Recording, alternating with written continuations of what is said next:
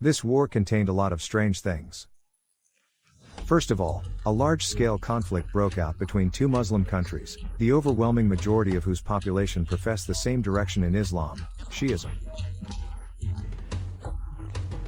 Secondly, it was one of the regional conflicts in the context of the global Cold War, which coincided precisely with its latest aggravation, but the USA and the USSR unexpectedly found themselves on the same side of the barricades, because they sympathized more with Iraq.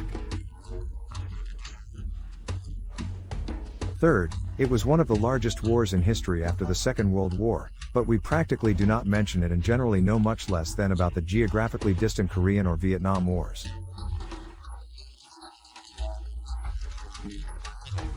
Fourth, the parties have spent 8 long years, colossal forces and resources, and about 1 million lives on this war, all for the sake of achieving practically nothing.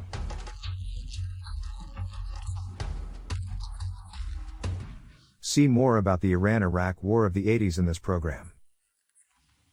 Greetings, friends, my name is Vladlen Muraev, and you are on the channel History Without Myths, where we talk about the past of Ukraine and the world without embellishments and falsifications. Subscribe to our channel and press the bell so you don't miss new videos. Let Ukrainian YouTube develop. The conflict between Iraq and Iran can be called the heir of the ancient Ottoman-Iranian confrontation, which had been going on since the 16th century. When at the beginning of the 20th century the Ottoman Empire collapsed, and the state of Iraq arose between the Tigris and Euphrates rivers, it inherited territorial disputes with Iran, and they concerned almost the entire common border of 1,500 kilometers, but most of all, regarding the belonging of the eastern bank of the Shatt al-Arab River. In Iran it is called Irvindrud.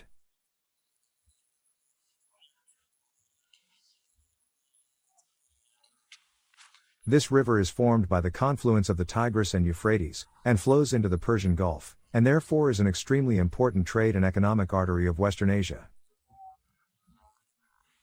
Both Iran and Iraq have large cities and ports on the Shatt al-Arab. Both countries sought to establish complete control over navigation on this river. Therefore, border skirmishes constantly broke out in the 60s and 70s. A second important factor was the Iranians' continued support for the Kurds, who had been fighting for their autonomy in northern Iraq for decades. In March, 1975 year, the parties signed the Algerian Agreement. Iran refused to further support the Kurdish rebels, and instead received the eastern bank of the Shatt al-Arab River. The Iraqis considered such a condition a temporary concession and dreamed of revenge.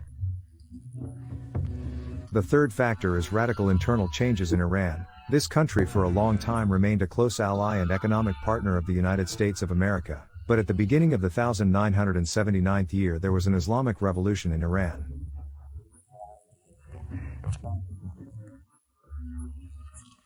The last Shah, literally King of Kings, Mohammad Reza Pahlavi fled abroad, the monarchy was liquidated.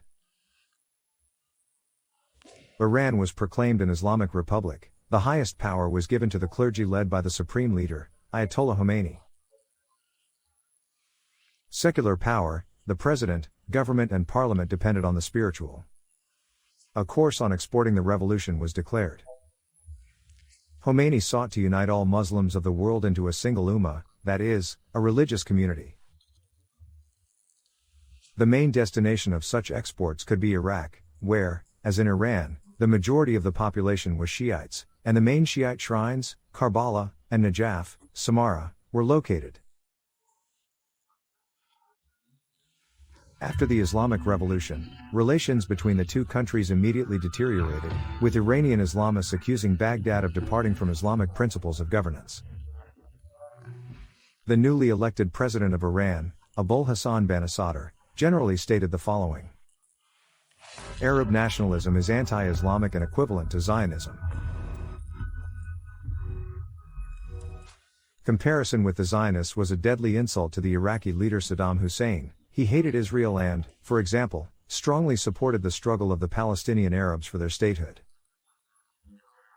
Saddam Hussein, who has been one of Iraq's most influential politicians since the late 60s, finally established himself as dictator on the 16th of July, 1979, when he simultaneously became president, prime minister, chairman of the Revolutionary Command Council and head of the Iraqi branch of the ruling Ba'ath Party. Hussein had very serious ambitions to become the leader of the Middle East and the entire Arab world. The appearance of a radical Islamist regime in a neighboring country, where the majority of the population was not Arabs, but Persians, greatly worried Saddam. In addition, he sought to return the eastern bank of the river Shat el-Arab and seize the Iranian province of Khuzestan. Iraqis call it Arabistan. The vast majority of Iranian oil and gas was produced there, and at least a third of the population were Arabs. Thus, Saddam counted on the support of the fifth column in Khuzestan. I will quote a quote that reveals Saddam Hussein's attitude to the role of oil in world history. It well explains his actions during the invasion of Iran, and later, to Kuwait.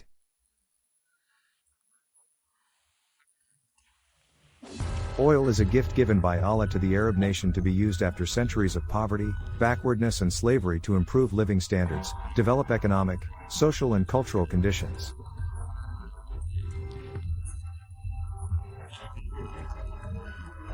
And also to build up our own strength to resist the challenges and conspiracies that surround us.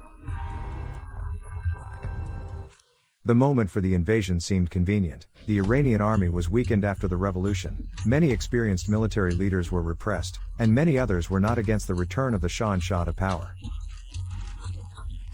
Also, Iran found itself in a certain diplomatic isolation.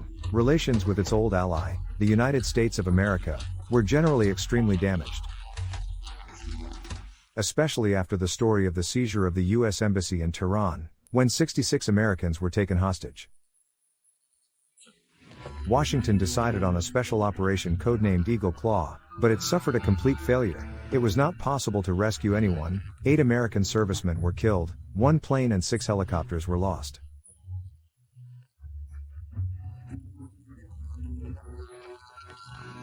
Such a shameful ending affected the collapse of the political career of the Democratic President James Carter. 6 months later he lost the election to the Republican Ronald Reagan.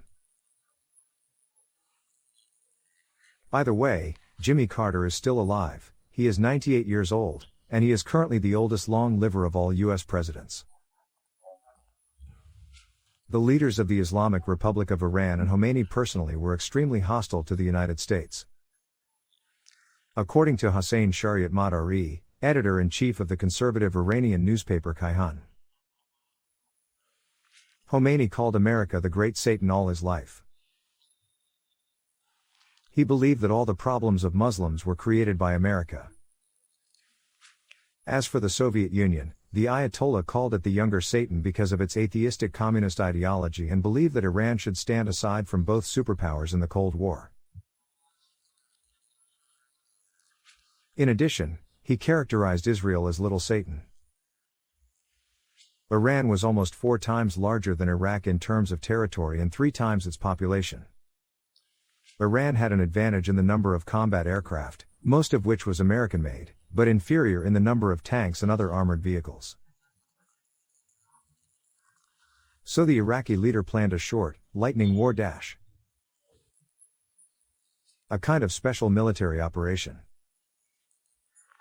Defense Minister Shoigu, rising at 6 in the morning toilet at 7 in the morning, breakfast at 8 in the morning, attack on Ukraine at 9 in the morning, lunch at 12, capture of Kyiv at 13, Gazmanov's concert at 18, salute at 21. Explaining to the public the reasons for the attack on Iran, Hussein accuses the neighbor of not fulfilling international agreements and of trying to export the Islamic Revolution. Historically, since the year 1520s, 18 treaties have been concluded between the Iranian state and its western neighbors on various issues, including the solution of the problem of borders. In all cases, the Iranian state chose the possibility of violating these treaties by word or deed.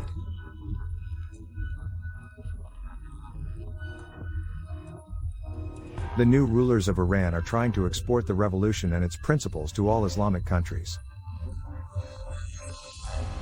Hussein also tried to convince that he was fighting a just defensive war, and the real aggressor was Iran. Iranian aggression against Iraq is the result of arrogant, racist and hostile attitudes of the ruling elite of Iran, while at the same time it is a Zionist and imperialist conspiracy aimed at eliminating the revival of Iraq and retarding its development for decades.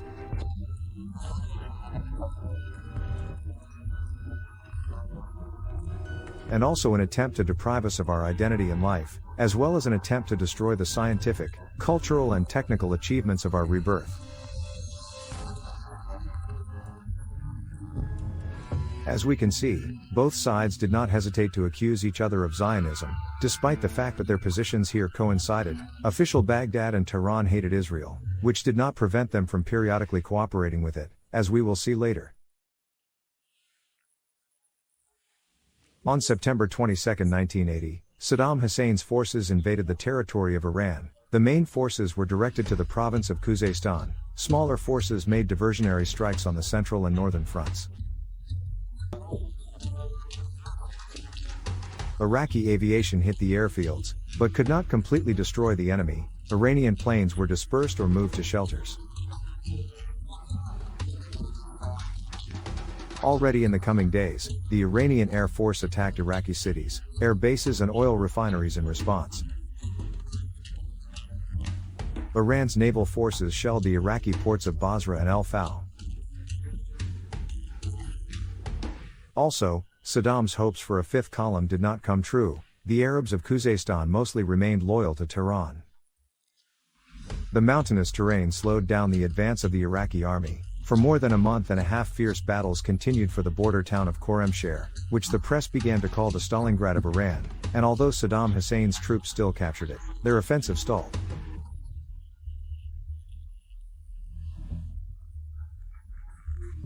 In response to the Iraqi invasion, the UN Security Council passed a resolution calling for an end to the war, but, of course, no one listened to it. Saddam's blitzkrieg failed, the Iranians pulled up their reserves, and the front stabilized. The war entered the positional stage with an increasing degree of brutality. Analysts began to compare it with the First World War on the Western Front. Echeloned defense lines, widespread use of barbed wire and machine guns, sudden attacks without regard to losses, complete destruction of civilian infrastructure adjacent to the front.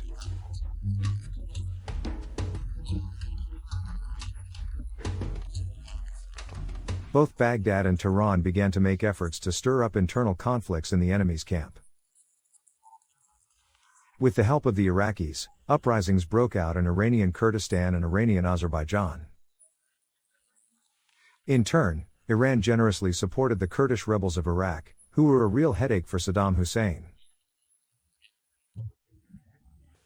In the 81st year, Israel added sudden problems to Baghdad. On the 7th of June, Israeli fighter jets F-16 and F-15, taking off from the Sinai Peninsula, traveled more than 1,600 kilometers through Saudi and Iraqi airspace to bomb the Iraqi nuclear reactor Osirak.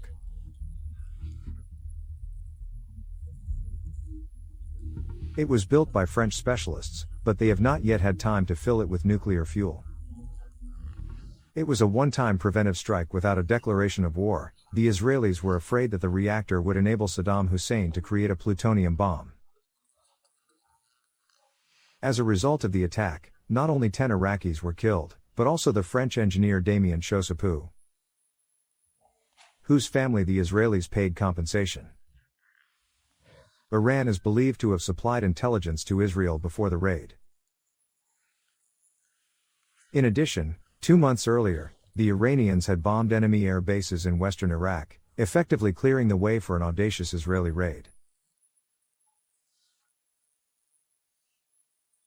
And all this despite the epithet "Little Satan" from Ayatollah Khomeini. Indeed, the enemy of my enemy is my friend, even if it is a situational one. At the beginning of 1982, the Iranians, who called the war sacred defense, seized the initiative and pushed the opponents almost to the border line. They recaptured the destroyed Khorramshahr and captured up to 19,000 prisoners of war. Now Baghdad has already proposed negotiations, but Tehran did not agree, and even more so, demanded the resignation of Saddam Hussein. The war continued. The Iranians invaded enemy territory both in the south and in the north. They carried out airstrikes on Baghdad and other cities, did not hesitate to involve children en masse in combat operations, promoted the cult of self-sacrifice and martyrdom in every possible way. Iranian propagandists everywhere talked about pilot Mehrdad Naravand, who on his F-4 Phantom crashed into a column of enemy armored vehicles, and about other fighters who threw grenades at Iraqi tanks.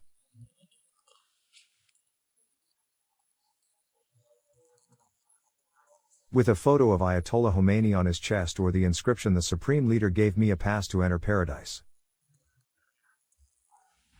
Sometimes poorly trained soldiers or even civilians were thrown into Iraqi minefields, after which they were followed by more experienced fighters. It was believed that they are martyrs who die in the name of Allah for a righteous cause. They were called shahids. How can we not mention that the name Shahid in modern Iran was given to kamikaze drones, which Tehran sells to Russia and which are now killing peaceful Ukrainians? The Iranian Foreign Ministry cynically declares that there were no supplies.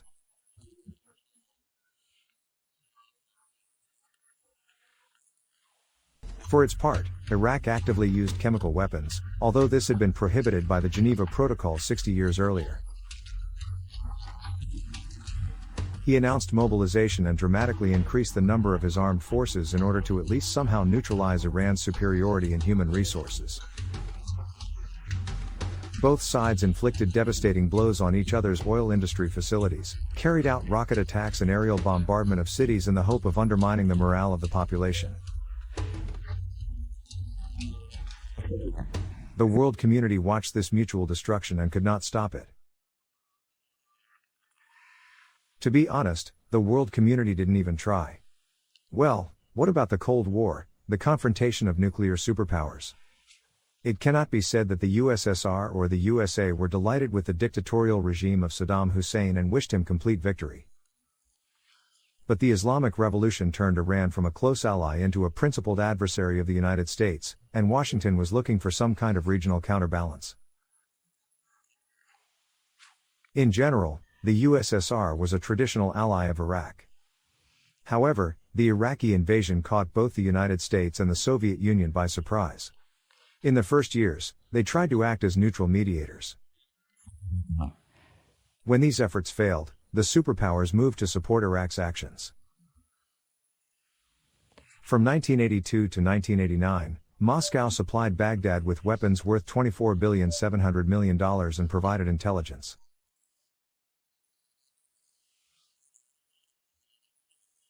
Soviet military advisors served in Iraq, up to 1,200 people as of the 81st year.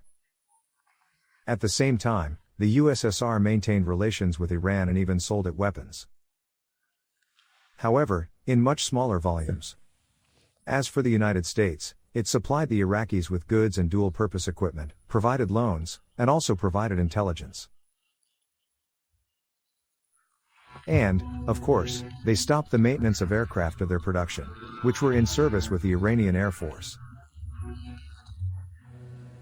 This led to the fact that in the summer of 82nd year no more than 40% of Iranian combat aircraft could take to the air, but all this did not prevent some American politicians from secretly selling anti-tank and anti-aircraft missiles to Iran bypassing the embargo, which in the 86th year led to a famous scandal called the Iran-Contras or Irangate.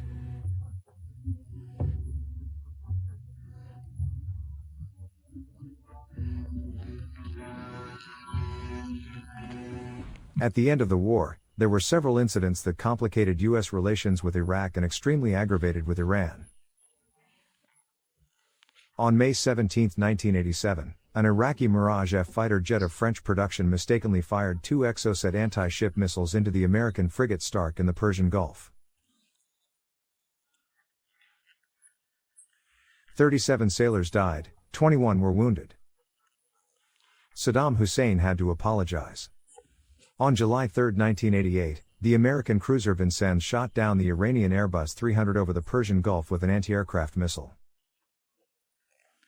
The ship's crew apparently mistook the passenger liner for an Iranian F-14 fighter jet that attacked them, killing all 290 people on board, including 66 children. The United States said that the actions of the sailors were justified due to the high threat of attack, did not recognize their guilt and did not officially apologize. Only in the 96th year they agreed to pay $300,000 for each able-bodied deceased and $150,000 for each dependent.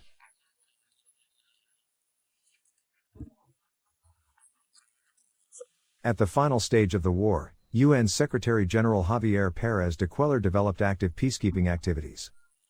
He traveled to Baghdad and Moscow, corresponded with Tehran. On July 20, 1987, the UN Security Council unanimously adopted another resolution, number 598, with the demand to immediately cease fire and return to the pre-war borders. But this was not enough. It took another year of war until the parties finally understood that no one would succeed to gain a decisive advantage.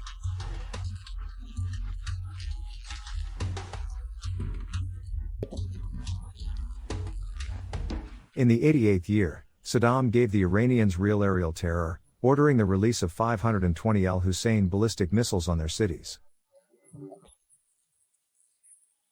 These were modernized Soviet missiles R-17 Scud with a range of up to 600 kilometers, a half-ton warhead and a circular probable deviation from the target up to 3 kilometers.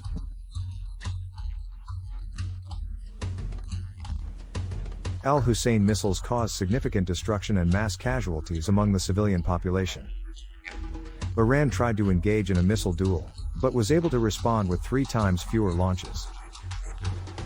By the middle of the year, Saddam's forces had completely pushed the Iranians out of their territory. The commander of the armed forces of Iran, Ali Akbar Hashemi Rafsanjani, was forced to report to the supreme leader that in order to win, it is necessary to increase the defense budget by 8 times and to fight for at least 5 more years. This forced Khomeini to adopt UN Security Council Resolution No. 598 on the 20th of July and finally agree to cease fire. In his statement, the Ayatollah emphasized that this is a tragic and forced step, because Iraq remained unpunished for its aggression. Happy are those who have accepted martyrdom. I am unhappy because I am still alive. To make this decision is more deadly than to drink from a cup of poison. I submitted to the will of Allah and drank this drink for his comfort.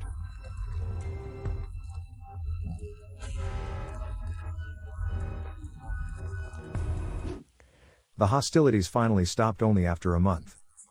Over 8 years, up to 1 million soldiers and civilians died on both sides, and there were no territorial changes. In particular, the Iranian-Iraqi border in the south now runs along the Shatt el-Arab River. 350 UN observers were sent to facilitate the separation of the parties. Of course, this was not enough, because the border was 1,500 kilometers long, so the process of mutual withdrawal of troops stretched over time. The last prisoners of war were exchanged in the year 2003. 2 years later, the new Iraqi government, after overthrowing Hussein, apologized to Iran for the invasion.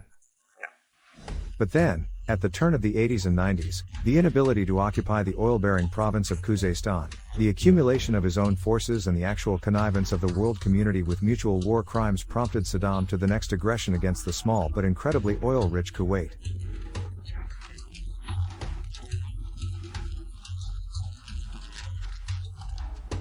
However, here it did not go according to plan at all. The international coalition led by the United States conducted an exemplary Operation Desert Storm, defeated Saddam and liberated Kuwait.